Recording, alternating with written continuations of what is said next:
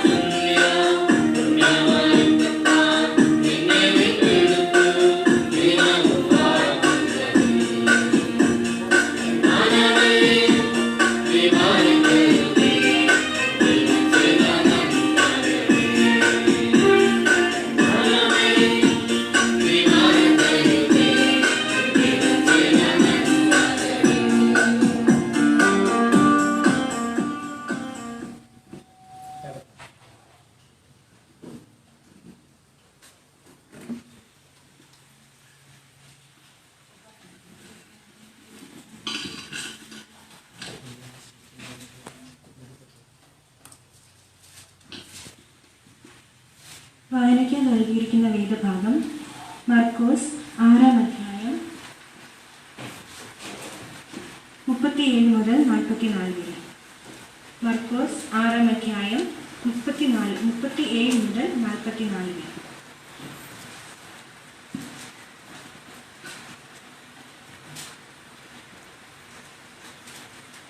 അവൻ അവരോട്, നിങ്ങൾ അവർക്ക് ഭക്ഷിപ്പാൻ കൊടുപ്പിൻ എന്ന് കൽപ്പിച്ചതിന് ഞങ്ങൾ പോയി 200 വെള്ളിക്കാശിന് അപ്പം കൊണ്ടിട്ട് അവർക്ക് തിന്മാൻ കൊടുക്കുകയോ എന്ന് അവരോട് പറഞ്ഞു. അവൻ അവരോട്, നിങ്ങൾക്ക് എത്ര അപ്പം ഉണ്ട്, ചെന്ന് നോക്കുവിൻ എന്ന് പറഞ്ഞു. അവൻ നോക്കിയിട്ട് 5, 2 മീനും ഉണ്ട് എന്ന് പറഞ്ഞു. പിന്നെ അവൻ അവരോട് എല്ലാവരെയും പച്ചപ്പുല്ലിൽ പന്തി പന്തിയായി ഇരുത്തുവാൻ കൽപ്പിച്ചു. അവർ 100ഉം 50ഉം വീതം നിരനിരയായി ഇരുന്നു. അവൻ ആ 5 അപ്പവും 2 മീനും എടുത്ത് സ്വർഗത്തേക്ക് നോക്കി വാഴ്ത്തി അപ്പം നുറുക്കി അവർക്ക് വിളമ്പുവാൻ തൻ്റെ ശിഷ്യന്മാർക്ക് കൊടുത്തു. ആ 2 മീനും എല്ലാവർക്കും വിഭാഗിച്ചു കൊടുത്തു. എല്ലാവരും തിന്നു തൃപ്തിയായി. കഷ്ണങ്ങളും മീൻ നുറുക്കും 12 കുട്ട നിറച്ചെടുത്തു. അപ്പം തിന്നവരോ 5000 പുരുഷന്മാരായിരുന്നു. അപ്പം തിന്നവരോ 5000 പുരുഷന്മാരായിരുന്നു. ഈ വായിച്ചേട്ട വേദഭാഗ ദൈവം നമ്മ ഓരോരുത്തരെയും സമൃദ്ധി അനുഗ്രഹിക്കുന്നതാകട്ടെ.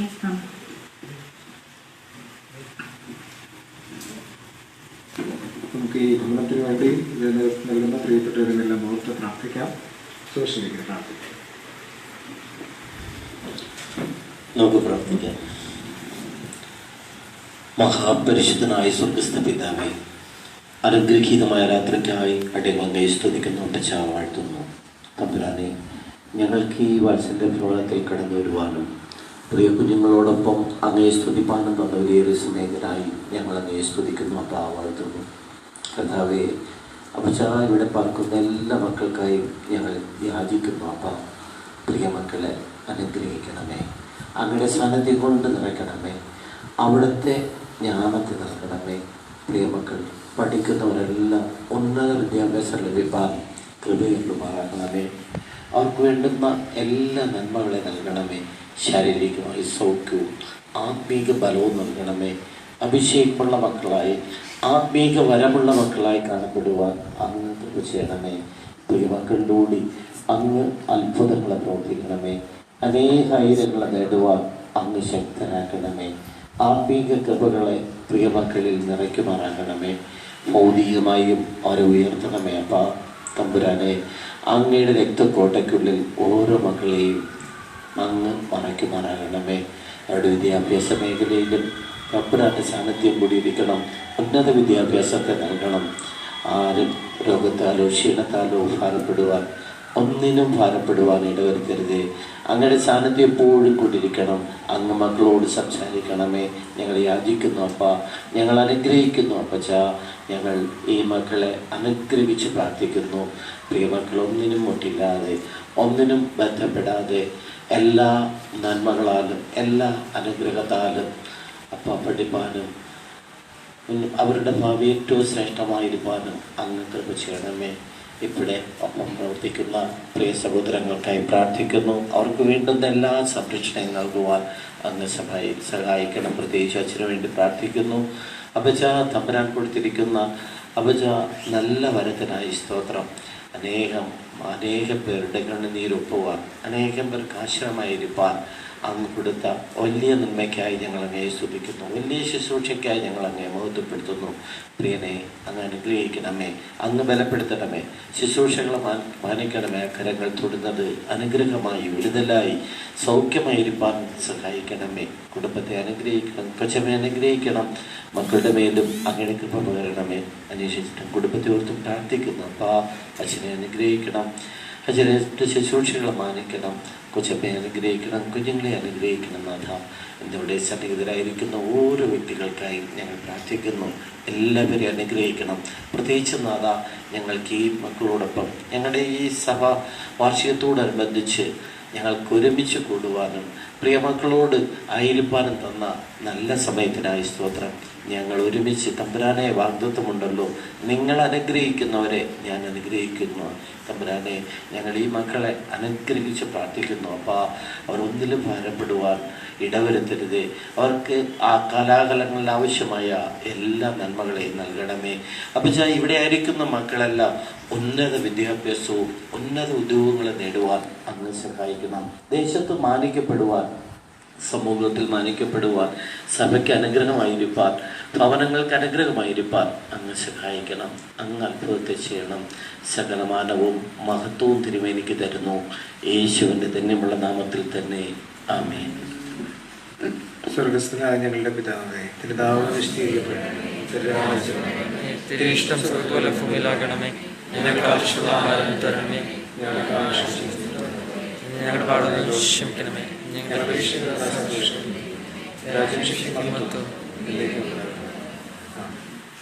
ഈ സമയത്ത് ഈ ഭവനത്തിലെല്ലാ പ്രിയ മക്കളും ചേർന്നൊരു ഗാനം ആലപിക്കും. എല്ലാവരും ചേർന്ന്, ഇവിടെയുള്ള എല്ലാവരും ചേർന്ന് നിങ്ങൾക്കറിയാവുന്ന ഒരു പാട്ട്.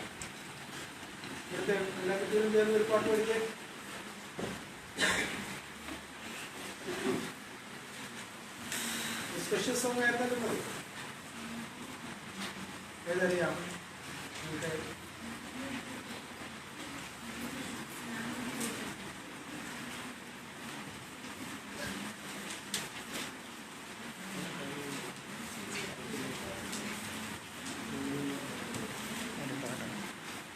തുടങ്ങിക്കേ. എപ്പോഴും റെഡി ആയിരിക്കണം. ഇതുപോലെ എന്തെങ്കിലും കാര്യങ്ങൾ പറഞ്ഞൊരു പാട്ട് എപ്പോഴും എല്ലാം റെഡിയായിരിക്കും.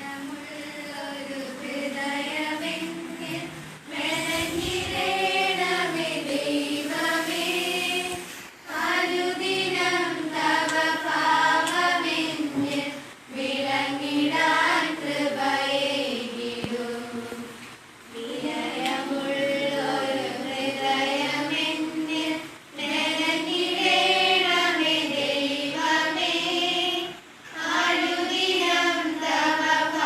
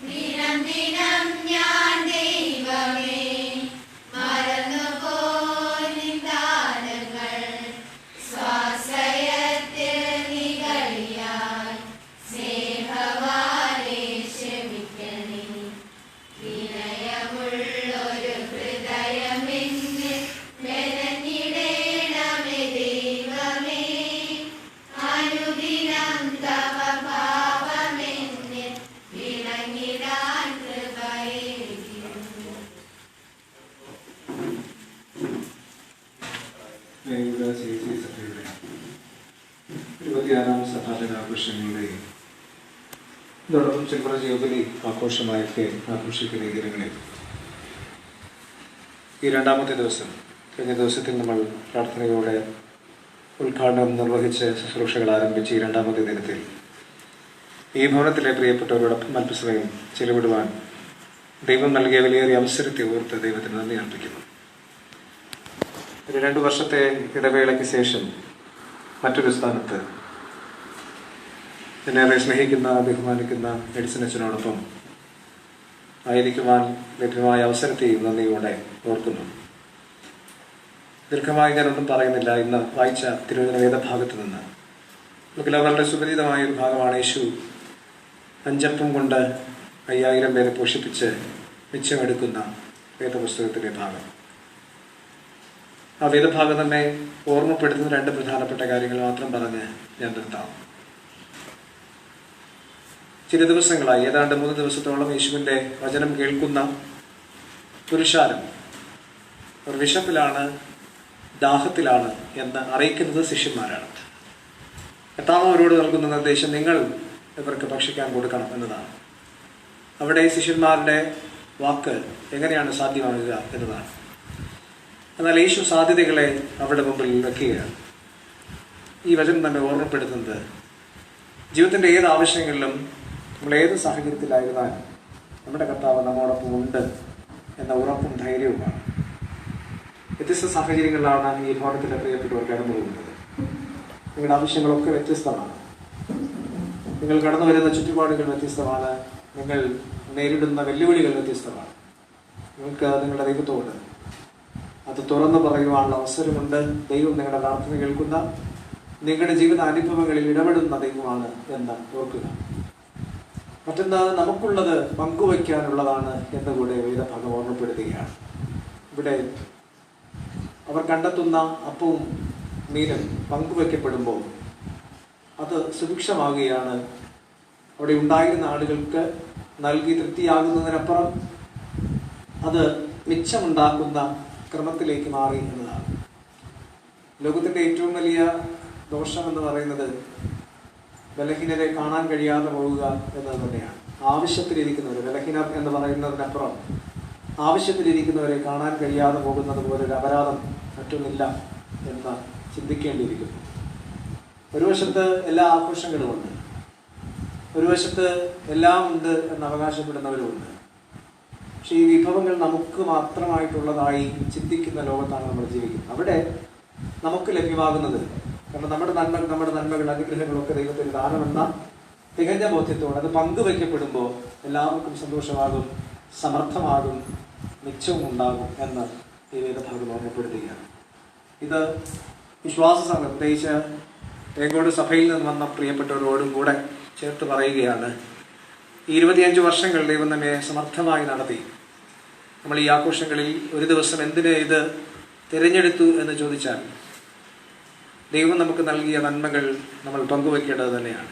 ഇത് ഏതർത്ഥത്തിലായാലും, ആവശ്യത്തിലിരിക്കുന്നവരോടൊപ്പം നിൽക്കുന്നതിലായാലും, ഒരു സമൂഹത്തിൻ്റെ ആവശ്യം അറിഞ്ഞ് ഇടപെടുന്ന കാര്യത്തിലായിരുന്നാലും ഒക്കെ അതിന് നമുക്ക് ഉത്തരവാദിത്വമുണ്ട്.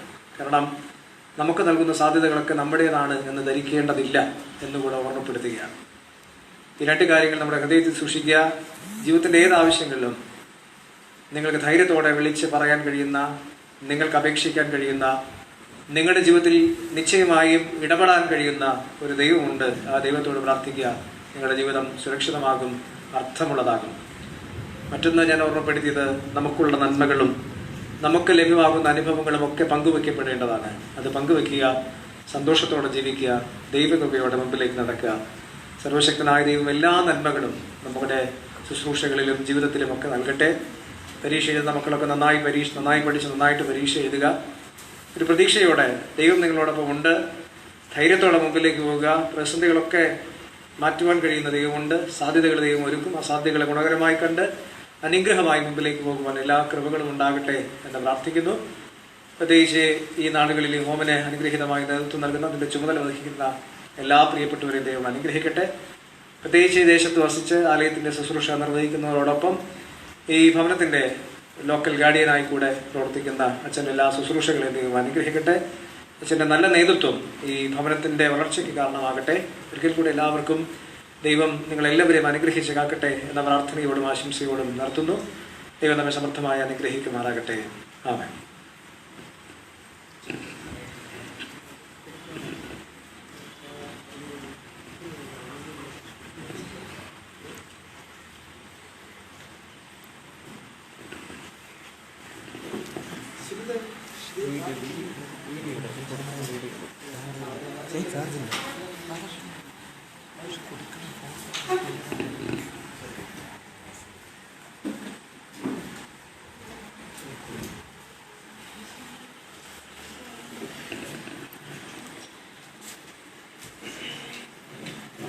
അപ്പോൾ നമ്മുടെ ഈ ഭവനത്തിലെ പ്രിയ മക്കളുടെ ആവശ്യത്തിനായിട്ട് നമ്മൾ പ്രാർത്ഥിച്ചു. ഇങ്ങനെ ഒരു ആഗ്രഹം മനസ്സിൽ വന്നു. അത് പക്ഷേ ആ സമയത്താണ് സ്നേഹമുള്ള അച്ഛൻ വിളിച്ചത്. അച്ഛനോട് കാര്യം പറഞ്ഞു. അച്ഛനത് സ്വീകരിച്ചു, നോക്കട്ടെ എന്ന് പറഞ്ഞു. തീർച്ചയായും അച്ഛൻ അത് നമ്മൾ വിചാരിച്ചതിനേക്കാൾ അധികമായ ഒരു നന്മയാണ് അവർ നമുക്ക് നൽകിയിരിക്കുന്നത്. ഇതിനെക്കുറിച്ചുള്ള കാര്യങ്ങളൊക്കെ പറയാം. ഇതിപ്പോൾ സ്വീകരിച്ചതിന് ശേഷം ബാക്കി കാര്യങ്ങൾ പറയാം. നമുക്ക് പ്രാർത്ഥിക്കാം. സ്വർഗീയ പിതാവേ, നിത്യദൈവമേ, ഇവിടെ താമസിക്കുന്ന പ്രിയ കുഞ്ഞുങ്ങളുടെ പഠനത്തിനാവശ്യമായ കാര്യങ്ങൾക്ക് വേണ്ടി ഞങ്ങളുടെ പ്രാർത്ഥന അവിടുന്ന് കേട്ടു. നിൻ്റെ മക്കളിലൂടെ അത് നൽകിയതിനായി നന്ദി കർത്താവേ. ഈ പ്രിൻ്ററിനെ വാഴ്ത്തി അനുഗ്രഹിച്ചിരണമേ. ഇത് അവിടുത്തെ മക്കളുടെ വിദ്യാഭ്യാസത്തിന് ഏറ്റവും പ്രയോജനമായി തീരുവാൻ അവിടുന്ന് സഹായിക്കണം. അതിനായി സമർപ്പിക്കുന്നു. ഇത് ഞങ്ങൾക്ക് വാങ്ങി നൽകിയ സഭയ്ക്കായും സഭയുടെ ശുശ്രൂഷകൾക്കായും എല്ലാം ഞങ്ങൾ പ്രാർത്ഥന അനുഗ്രഹിക്കണം. ശരിയായ രീതിയിൽ ഉപയോഗിച്ച് അങ്ങേ മുഖത്വപ്പെടുത്തുവാൻ, അങ്ങേ സ്തുതിക്കുവാൻ, അങ്ങേ വാഴ്ത്തുവാൻ അവിടുന്ന് കൃപ പകരണം. പൂർണ്ണമായി സമർപ്പിക്കുന്നു. തിരുകൃപയിൽ മറച്ചിടണം. യേശുവിൻ നാമത്തിൽ ഞങ്ങൾ യാചിക്കുമ്പോൾ പ്രാർത്ഥന കൃപയുടെ കേൾക്കണം. സ്വർഗീയ പിതാവേ, ആമേൻ. പിതാവിൻ്റെയും പുത്രൻ്റെയും പരിശുദ്ധാത്മാവിൻ്റെ നാമത്തിൽ തന്നെ. കുഞ്ഞുങ്ങളുടെ വാ, നിങ്ങളെല്ലാം വാ. നിങ്ങളാണ് ഇത് സ്വീകരിക്കുന്നത്.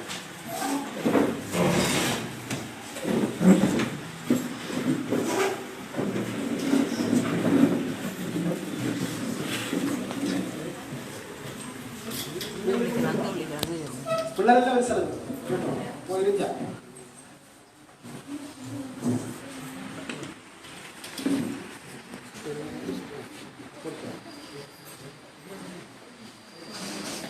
ഇതെല്ലാം വാങ്ങിച്ചത്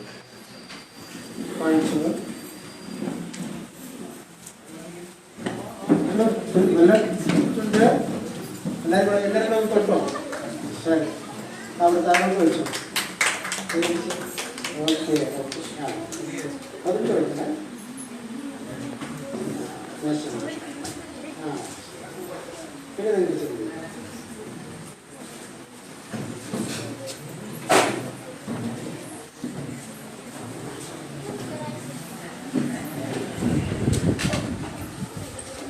കർത്താവിൻ പ്രിയരെ, 26ാമത് സഭാദിനം ആഘോഷിക്കുമ്പോൾ കഴിഞ്ഞ വർഷം 27ാം സഭാദിനം ആഘോഷിക്കാൻ പറ്റാത്തതിൻ്റെ ബുദ്ധിമുട്ട്, അതിൻ്റെ പ്രയാസമുണ്ടെങ്കിലും ഈ 26ാം വർഷം ആ ജൂബിലിയുമായി ബന്ധപ്പെട്ട ആഘോഷത്തിൽ പങ്കെടുക്കുമ്പോൾ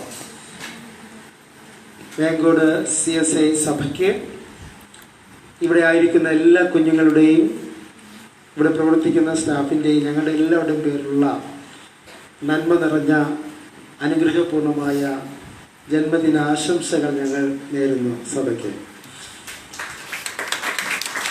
വളരെ സന്തോഷമുണ്ട്. അതായത് ചില ദിവസങ്ങൾക്ക് മുമ്പേ ഇതിൻ്റെ സൂപ്രണ്ടായിട്ട് പ്രവർത്തിക്കുന്ന അജയൻ സാർ എന്നോട് പറഞ്ഞു, അച്ഛാ, പിള്ളേർക്ക് ഒരു പ്രിൻ്റർ കിട്ടിയാൽ കൊള്ളാം. ഒരു ചെറിയൊരു പ്രിൻ്ററുണ്ട്, നമ്മൾ കോപ്പി സാധാരണ ഈ കമ്പ്യൂട്ടറിന് ജസ്റ്റ് ഒന്ന് എടുക്കാനുള്ള ഒരു പ്രിൻ്ററുണ്ട്. പക്ഷേ ഇവർക്ക് ഒരുപാട് കോപ്പികൾ എടുക്കേണ്ടതുണ്ട്, ഫോട്ടോ കോപ്പി എടുക്കേണ്ടതുണ്ട്. ഇങ്ങനെയുള്ള കുറേ കാര്യങ്ങളൊക്കെ വന്നപ്പോഴത്തേക്ക് ഒന്ന് കിട്ടിയാൽ കൊള്ളാമെന്ന് ഇങ്ങനെ പറഞ്ഞു. നമുക്ക് നോക്കാം എന്നിങ്ങനെ പറഞ്ഞ് ചില ദിവസങ്ങൾ കഴിഞ്ഞപ്പോഴാണ് അച്ഛൻ്റെ വിളി വന്നത്. അച്ഛനിങ്ങനെ ചോദിച്ചു, എന്തൊക്കെയാണ്, എന്തെങ്കിലും ആവശ്യമുണ്ടോ എന്നൊക്കെ പറഞ്ഞു. ഞാൻ പറഞ്ഞ കൂട്ടത്തിൽ ഞാൻ പറഞ്ഞു, ഇങ്ങനെ ഒരു ആവശ്യമുണ്ട്, കിട്ടിയാൽ വലിയ ഉപകാരമെന്ന് പറഞ്ഞു. ഇത്രയും പ്രതീക്ഷിച്ചില്ല, ഇത്രയും വലുത് കിട്ടുന്നത്. അതൊരു കാരണം ജസ്റ്റ് ഒന്ന് നമുക്ക് ഫോട്ടോ കോപ്പിയൊക്കെ എടുക്കാൻ പറ്റുന്ന പ്രിൻ്റർ ഞങ്ങൾ പ്രതീക്ഷിച്ചതാണ്, അതാണ് കിട്ടിയത്. പക്ഷേ ഇതിപ്പോൾ കേട്ട സ്ഥിതിക്ക് വളരെയധികം വില കൊടുത്തുള്ള ഒരു സാധനമാണ് കിട്ടിയത്. ഞാനൊരു 7,000-8,000 രൂപയുടെ ഒരു പ്രിൻ്ററാണ് ഞാൻ പ്രതീക്ഷിച്ചത്. പക്ഷേ ഇതിപ്പോൾ 17,000 രൂപയ്ക്ക് ഒരു പ്രിൻ്റർ അവർ വാങ്ങിത്തന്നു. എന്തിനു വേണ്ടിയാണ് കുഞ്ഞുങ്ങൾക്കറിയാമോ? നിങ്ങളുടെ പഠനത്തിൻ്റെ ആവശ്യമായിരുന്ന കാര്യങ്ങൾ നമുക്കതിനു വേണ്ടി കൂടെ ഉപയോഗിക്കാൻ വേണ്ടിയാണ്. എന്തിനാണ് ഇത് കൊണ്ടുവന്നത്? നിങ്ങളോടുള്ള സ്നേഹം. നിങ്ങൾ എന്ത് ചെയ്യണം? ഒരിക്കലും ഞാൻ ചോദിക്കാം, നിങ്ങൾ എന്ത് ചെയ്യണം? നിങ്ങളുടെ കർത്തവ്യം എന്താണ്? ഉറക്കെ പറഞ്ഞേ. എങ്ങനെ പഠിക്കണം? അത് പറയാത്തത് അത്രേ ഉള്ളൂ. നിങ്ങൾക്ക് ഇവിടുന്ന് കിട്ടുന്ന സമയം നിങ്ങൾ നന്നായിട്ട് പഠിക്കുക. 1 ദൈവം, 2 വിദ്യാഭ്യാസം. ഈ 2 ഉണ്ടെങ്കിൽ നിങ്ങളുടെ ജീവിതം ഏറ്റവും അനുഗ്രഹമായി തീരും. ആദ്യം ദൈവത്തെ അറിയുക, രണ്ടാമത് നന്നായിട്ട് വിദ്യാഭ്യാസം ചെയ്യുക. 2 ഉണ്ടെങ്കിൽ തീർച്ചയായിട്ടും അത് ഏറ്റവും അനുഗ്രഹമായി മാറും. അത് ഞാൻ പറയാൻ കാര്യം, ഞാൻ എപ്പോഴും പറയുന്ന ഒരു കാര്യം, എൻ്റെ മാതാപിതാക്കൾ ഞങ്ങൾക്ക് തന്ന 2 കാര്യങ്ങളാണ് പ്രധാനമായിട്ടും. ആദ്യം ദൈവത്തെ തന്നു, രണ്ടാമത് വിദ്യാഭ്യാസം തന്നു. അതിൻ്റെ അനുഗ്രഹം ഞങ്ങൾ ഇന്ന് അനുഭവിക്കുന്നു. അതുകൊണ്ട് തന്നെയാണ് എനിക്ക് നിങ്ങളോട് പറയാനുള്ളത്, ആദ്യം ദൈവത്തെക്കുറിച്ച്. അതാണ് നമ്മൾ ഈ വർഷം നമ്മുടെ വാർത്തത്തെ വചനമായിട്ട് എടുക്കുന്നത്. മുമ്പേ അവൻ്റെ അതോടുകൂടി അതിന് ബേസ് ചെയ്തിട്ടാണ് ഞങ്ങൾ തുടങ്ങിയിരിക്കുന്നത്.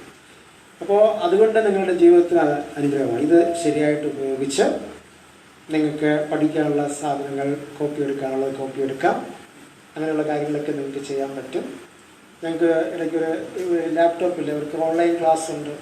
അപ്പോൾ ഒരു പള്ളിക്കാരതിങ്ങനെ ഒന്ന് സംഘടിപ്പിച്ച് തന്നു. അപ്പോൾ അങ്ങനെ അത് കൊണ്ട് നമ്മളിങ്ങനെ ചെയ്തു. അപ്പോൾ ഇവിടെ 28ഓളം പിള്ളേർ കഴിഞ്ഞ വർഷം ഉണ്ടായിരുന്നു. ഈ കൊറോണ ആയതുകൊണ്ടാണ് കൊച്ചു പിള്ളേരില്ലാത്തത്. പിന്നെ ഇവർ തന്നെ സ്കൂൾ ക്ലാസ് തുടങ്ങിയപ്പോഴാണ് 10ാം ക്ലാസ്, +2, +1, +2 പിള്ളേരെല്ലാം ഇവിടെ എത്തിച്ചേർന്നത്. അപ്പോൾ അതുകൊണ്ടാണ് ഇപ്പോൾ, അല്ലെങ്കിൽ ഇവിടെ കുറച്ച് കൂടുതൽ പിള്ളേരുണ്ട്. പിന്നെ ഞങ്ങൾക്ക് ഒരുപാട് കാര്യങ്ങളുണ്ട്. അവർക്ക് കൂടുതൽ താമസിക്കാനുള്ള കൂടുതൽ സൗകര്യങ്ങൾ ഒരുക്കേണ്ടതുണ്ട്. അതിൻ്റെ കാര്യങ്ങളെക്കുറിച്ചൊക്കെ നമ്മൾ ചിന്തിക്കുന്നു. സാമ്പത്തികമായ പ്രശ്നമുണ്ട്, എങ്കിലും ഉള്ള കൂട്ടത്തിൽ ഇങ്ങനെ അഡ്ജസ്റ്റ് ചെയ്ത് പോകുന്നു. എല്ലാവരുടെയും സഹായത്താൽ, പ്രാർത്ഥനയും സഹായ സാധനങ്ങളുണ്ട്. അതുകൊണ്ട് ഇതിന് പ്രത്യേക നന്ദി ഞങ്ങൾ ഈ സമയം അറിയിക്കുകയാണ്. എല്ലാവരും ഒന്ന് കൈയടിച്ച് അല്ലേ, നിങ്ങളുടെ സന്തോഷം രേഖപ്പെടുത്തിയിരിക്കുകയാണ്. തീർച്ചയായും നിങ്ങൾക്ക് വേണ്ടി അവർ പ്രാർത്ഥിക്കും. ആ പ്രാർത്ഥനയും അവരുടെ സഹകരണവും സഹായവും എല്ലാം നമുക്ക് അനുഗ്രഹമായി തീരട്ടെ. ഇതിന് നേതൃത്വം നൽകിയ അച്ഛനുള്ള പ്രത്യേക നന്ദിയും കടപ്പാട് അറിയിക്കുന്നു. സെക്രട്ടറിയും നമുക്കറിയാം ഇത്തരം കാര്യങ്ങൾക്ക് വേണ്ടി ഒരുപാട് അതിനുവേണ്ടി ചെലവിടുന്ന ഒരാളാണ്. ബാംഗ്ലൂർ സഭയെക്കുറിച്ചും എനിക്കറിയാം. അതിനുള്ള സന്തോഷവും കടപ്പാടും ഞാൻ അറിയിക്കുകയാണ്. ഞാനൊരു കാര്യം മാത്രം പറയാനാണ്. ഇതിലെ എല്ലാ സാഹചര്യപ്പെട്ട കുട്ടികളുണ്ട്, മാതാപിതാക്കളുള്ളവരുണ്ട്, ഇല്ലാത്തവരുണ്ട്, പപ്പ മരിച്ചു പോയവരുണ്ട്, അമ്മ മരിച്ചു പോയവരുണ്ട്, പിന്നെ അവരൊരു സുഖമില്ലാതെ കഴിയുന്നവരുണ്ട്. ഇങ്ങനെ പല സാഹചര്യങ്ങൾ. അപ്പോൾ അവർക്ക് നല്ലൊരു വിദ്യാഭ്യാസം കിട്ടുക, അവരുടെ ജീവിതം സ്വന്തം കാര്യം നിർത്തുക, സുരക്ഷിതമായ ഒരു തലത്തിലേക്ക് എത്തിക്കുക. അങ്ങനെ നമുക്ക് ഒരുപാട് കാര്യങ്ങൾ മുന്നോട്ട് പോകേണ്ടതുണ്ട്. ഇപ്പോൾ 10ാം ക്ലാസ് കഴിയുമ്പോൾ ഇവർക്ക് +2 വരെ നമുക്ക് ഇവിടെ താമസിക്കാൻ സാധിക്കുന്നു. 1ാം ക്ലാസ് മുതൽ +2 അത് പോരാ. ഇപ്പോൾ TTC പഠിക്കുന്ന ഒരു കുട്ടികളുടെ ഇതിനകത്തുണ്ട്. അങ്ങനെ പഠിക്കുന്ന കുട്ടികളെയും നമ്മൾ പാർപ്പിച്ച് നമ്മൾ ചെയ്യേണ്ടതുണ്ട്. അതിനുള്ള പരിമിതികളുണ്ട്. പക്ഷെ അതൊക്കെ നമുക്ക് ഓവർകം ചെയ്യേണ്ടതുണ്ട്. അതിനുവേണ്ടിയുള്ള ശ്രമങ്ങൾ നടക്കുകയാണ് ചെയ്യുന്നത്. നമ്മളെല്ലാം ദൈവഭക്തിയുള്ളവരാണ് അല്ലേ?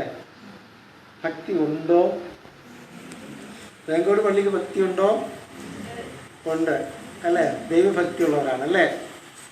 ഈ ഭക്തി എങ്ങനെയൊക്കെ നമുക്ക് പ്രകടമാക്കാം? ദൈവഭക്തി എങ്ങനെയാണ് നമ്മൾ തിരിച്ചറിയുന്നത്?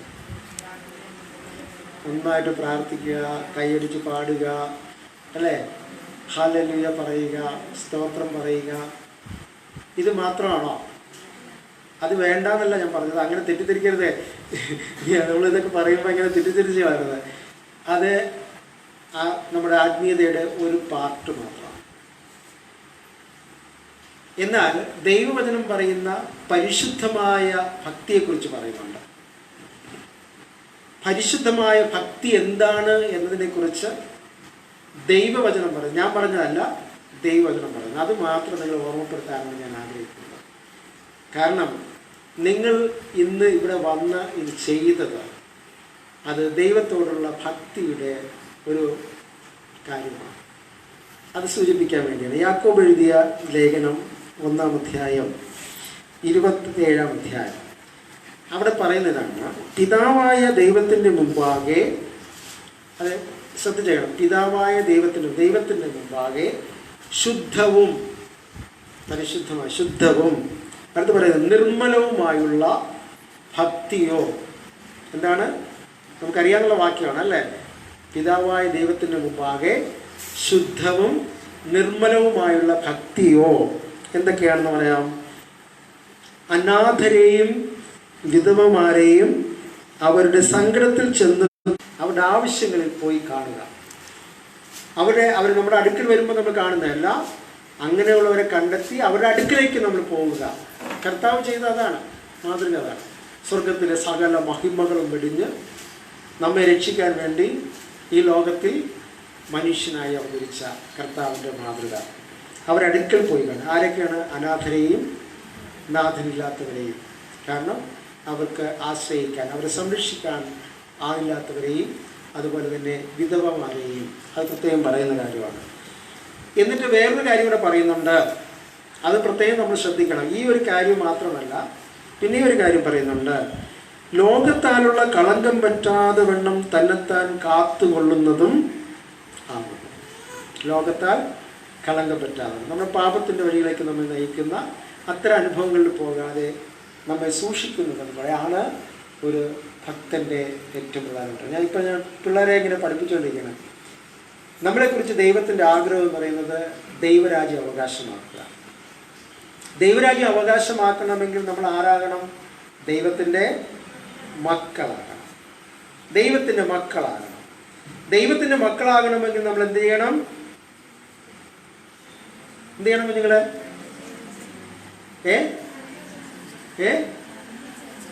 നന്മ ചെയ്യണോ? അതിനാണ് യോഹന്നാൻ 1:12 പറയുന്നു, ദൈവത്തിൻ്റെ മക്കളായി തീരാൻ നമുക്ക് എങ്ങനെ പറ്റും? യേശുവിനെ കൈക്കൊണ്ട് യേശുവിന്റെ നാമത്തിൽ വിശ്വസിക്കുന്നവർക്ക് ദൈവമക്കളായി തീരുവാൻ അധികാരം നൽകി. അപ്പോൾ ദൈവമക്കളായി തീരണമെങ്കിൽ യേശുവിനെ കൈക്കൊണ്ട് യേശുവിന്റെ നാമത്തിൽ വിശ്വസിക്കണം. അങ്ങനെയുള്ള ഒരു ദൈവ പൈതലിന് കിട്ടുന്നതാണ് ദൈവരാജ്യം. ദൈവരാജ്യം എന്ന് പറഞ്ഞാൽ എന്താണ്? നീതിയും സമാധാനവും പരിശുദ്ധാത്മാവിൽ സന്തോഷം. അതാണ് ദൈവരാജ്യത്തിൻ്റെ അനുഭവം എന്ന് പറയുന്നത്. അത് നമുക്കുണ്ടാകണമെങ്കിൽ ദൈവത്തിൻ്റെ മക്കളായിരിക്കണം. കാരണം മക്കൾക്കാണല്ലോ അവകാശം, അല്ലേ? മാതാപിതാക്കളുടെ സമ്പത്തിന് അവകാശികളാരാണ്? മക്കളാണ്. പക്ഷെ നമ്മൾ മക്കളാണോ എന്ന് ചോദിച്ചാൽ ദൈവത്തിൽ നമ്മൾ അകന്നുപോയ മക്കളാണ്. ദൈവത്തിൽ നിന്ന് അകന്നുപോയി പാപത്താണ്. അപ്പോൾ അടുത്ത് വരണം. ആ ദൈവത്തിൻ്റെ മക്കൾ എങ്ങനെ ജീവിക്കണമെന്നതിനെക്കുറിച്ച് നമുക്ക് ദൈവവചനം നമ്മെ പഠിപ്പിക്കുന്നു. അപ്പോൾ ദൈവത്തിൻ്റെ മക്കളായി ജീവിക്കാൻ നമ്മെ സഹായിക്കുന്ന 4 കാര്യങ്ങളുണ്ട്. 1 പ്രാർത്ഥന, 2 ദൈവവചനം, 3 ആരാധനകൾ, 4 നന്മ പ്രവൃത്തികൾ, നന്മ ചെയ്യുക. ഈ 4 കാര്യങ്ങളും ദൈവമക്കളായി ജീവിക്കുവാൻ നമ്മെ സഹായിക്കുന്ന കാര്യങ്ങളാണ്. ഞാൻ പറയുന്നത് മനസ്സിലാകുന്നുണ്ടോ എന്ന് എനിക്കറിയത്തില്ല. ഇതാണ്, അങ്ങനെ നമ്മൾ ജീവിക്കും. അപ്പോഴാണ് നമുക്ക് ദൈവത്തിലുള്ള ഭക്തിയോടെ നമുക്ക് ജീവിക്കാൻ പറ്റുന്നത്. അപ്പോൾ ഒരു പിതാവായ ദൈവത്തിന് മുമ്പാകെ നിർമ്മലവും, അല്ലേ, എന്താണ്, ശുദ്ധവും നിർമ്മലവുമായുള്ള ഭക്തിയോ, അനാഥരെയും വിധവമാരെയും അവരെ സംഘടിപ്പിക്കുക. ഇന്ന് നിങ്ങൾ ഈ സഭാദിനത്തിൽ 26ാം സഭാദിനം ആഘോഷിച്ചപ്പോൾ ഇവിടെ താമസിക്കുന്ന പ്രിയ കുഞ്ഞുങ്ങളോടൊപ്പം സമയം ചെലവഴിക്കാൻ കണ്ടതാണ് നിങ്ങൾ സഭാദിനത്തിൽ ചെയ്ത ഏറ്റവും വലിയ കാര്യമെന്ന് ഞാൻ പറയും. നമ്മൾ കൺവെൻഷൻ നടത്താം, നമ്മൾ ദൈവദിനം കേൾക്കണം, അതൊക്കെ ആവശ്യമാണ്. അത് പരമപ്രധാനമായ കാര്യങ്ങളാണ്. അതിന് ഒന്നിനെ ഞാൻ കുറച്ച് കാണുന്നില്ല, അതൊന്നും ഞാൻ കുറച്ച് കാണുന്നില്ല. പക്ഷേ അതോടൊപ്പം തന്നെ നമ്മുടെ ജീവിതത്തിൽ നമ്മൾ ചെയ്യേണ്ട ചില കാര്യങ്ങളുണ്ട്. അപ്പോൾ അത് പറയാനാണ് ഞാൻ ഉദ്ദേശിച്ചത്. അപ്പോൾ ഇങ്ങനെയുള്ള കാര്യങ്ങൾ ചെയ്യുന്നതിലൂടെ ദൈവത്തോടുള്ള ഭക്തിയെ നമ്മൾ പ്രകടമാക്കുകയാണ്. അത് നമ്മൾ പ്രകടമാക്കുകയാണ്, ദൈവത്തോടുള്ള ഭക്തിയെ നമ്മൾ കാണിക്കുക. അപ്പോൾ ഞാൻ പറയും, മറ്റ് നിങ്ങളുടെ പള്ളിയിൽ നടക്കുന്ന എല്ലാ പ്രവർത്തനത്തിലേക്കാൾ അധികമായ ഒന്നാണ് ഇന്ന് നിങ്ങൾ ഇവിടെ ചെയ്തത്. അത് പറയാൻ വേണ്ടി മാത്രമാണ് ഞാനിത് ചെയ്തത്. അതിലുള്ള സന്തോഷവും നന്ദിയും എല്ലാം ഞങ്ങൾ അറിയിക്കുകയാണ്. ദൈവം നിങ്ങളെ അനുഗ്രഹിക്കട്ടെ എന്ന് പ്രാർത്ഥിക്കുന്നു. അതുകൊണ്ട് തുടർന്നും നമുക്കിങ്ങനെ കിട്ടുന്ന അവസരങ്ങൾ നമുക്ക് ഇത്തരം കാര്യങ്ങൾക്ക് വേണ്ടി നമുക്ക് വിനിയോഗിക്കാം. എൻ്റെ ജീവിതത്തിൽ ഞാനിവിടെ വന്നിട്ട് 3 വർഷമായി. അതിന് മുമ്പുണ്ടായിരുന്ന 11 വർഷങ്ങൾ നിങ്ങളുടെ സമീപത്തിൽ നിന്ന് ഞാൻ ജീവിച്ചു. ഇപ്പോഴും അതിനകത്ത് ഉണ്ട്, ഇല്ലെന്നല്ല. പക്ഷേ ആ ഓൾഡ് ഏജ് ഹോമുമായുള്ള ബന്ധത്തിൽ എനിക്ക് ഒരുപാട് കാര്യങ്ങൾ ദൈവം എന്നെ പഠിപ്പിച്ചു, എനിക്ക് മനസ്സിലാക്കാൻ കഴിഞ്ഞു. എൻ്റെയൊക്കെ വെളിച്ചത്തിൽ ഞാനിന്ന് നിങ്ങളോട് പറയട്ടെ, ഈ ഭക്തി എന്ന് പറയുന്നത് ചിലർ പറയും നന്നായിട്ട് ഉറക്കെ പ്രാർത്ഥിക്കുന്നവർ ഇതൊക്കെ ചെയ്യുന്നത്, അത് മാത്രമല്ല. അത് നമ്മുടെ ആത്മീയ ജീവിതത്തിൻ്റെ ഒരു ഭാഗമാണ്. ഒരു പാർട്ടേ ആകുന്നുള്ളൂ, അതങ്ങ് പ്രത്യക്ഷതയില്ല, ഒരു ഭാഗം. എല്ലാ കാര്യങ്ങളും വരുമ്പോഴാണ് നമുക്കത് പൂർണ്ണത ലഭിക്കുക. അതുകൊണ്ട് ഇത്തരം പ്രവർത്തനങ്ങളിലൂടെ നമ്മുടെ ശുശ്രൂഷകളിൽ അത് ധാരാളമായി ഉണ്ടാകട്ടെ എന്ന് പ്രാർത്ഥിക്കുന്നു. നിങ്ങൾ കാണിച്ച ഈ സ്നേഹത്തിനും കരുതലിനും പ്രത്യേകമായി നന്ദി ഞാൻ ഒരിക്കൽ കൂടെ അറിയിക്കുകയാണ്. തുടർന്നും നിങ്ങളുടെ പ്രാർത്ഥന അനിവാര്യമാണ്. 10ാം ക്ലാസ് പരീക്ഷ എഴുതുന്നുണ്ട്, +2 പരീക്ഷ എഴുതുന്നുണ്ട്, മറ്റു ക്ലാസ്സുകളുണ്ട്. അവരുടെ അനുഗ്രഹത്തിനായി നിങ്ങളുടെ പ്രാർത്ഥന, നിങ്ങളുടെ വ്യക്തിപരമായ പ്രാർത്ഥനയിലും സഭയുടെ പ്രാർത്ഥനയിലും നിങ്ങൾ ഈ ഒരാഴ്ച ആഘോഷിക്കുമ്പോൾ എല്ലാ ദിവസവും ഇത് നിങ്ങൾ ഓർത്തോ, ഈ പിള്ളേരെ ഓർത്ത് അവർക്ക് കൊടുക്കാം. കാരണം ആവശ്യം ധാരാളം ഉണ്ട്. പക്ഷെ അതൊക്കെ എങ്ങനെ ക്രമീകരിക്കണമെന്നതിനെക്കുറിച്ച് ഞാൻ ചിന്തിച്ചുകൊണ്ടിരുന്നു. ഇതുപോലെ ദൈവം പ്രവർത്തിക്കും. ചിലപ്പോൾ ചില ആവശ്യങ്ങൾ ആരുടെ അടുത്താണ് എന്താണ് പറയുന്നതെന്ന് ചോദിക്കാൻ പറ്റില്ല. പറയുമ്പോൾ ദൈവം അത് നടത്തി തരുന്നു. ഇതൊക്കെ ദൈവത്തിൻ്റെ പദ്ധതിയാണ്. ദൈവം അതിനുവേണ്ടി നമ്മൾ പ്രവർത്തിക്കുന്നു. അതുകൊണ്ട് ഒരിക്കൽ കൂടെ എല്ലാവിധമായ നന്മകളും പ്രതികളും നേരുന്നു. ദൈവം നിങ്ങളെ സമൃദ്ധിയായി അനുഗ്രഹിക്കട്ടെ. ഒരിക്കൽ കൂടെ പ്രാർത്ഥന ആവശ്യപ്പെട്ടുകൊണ്ട് എൻ്റെ വാക്കുകൾ ചുരുക്കുന്നു.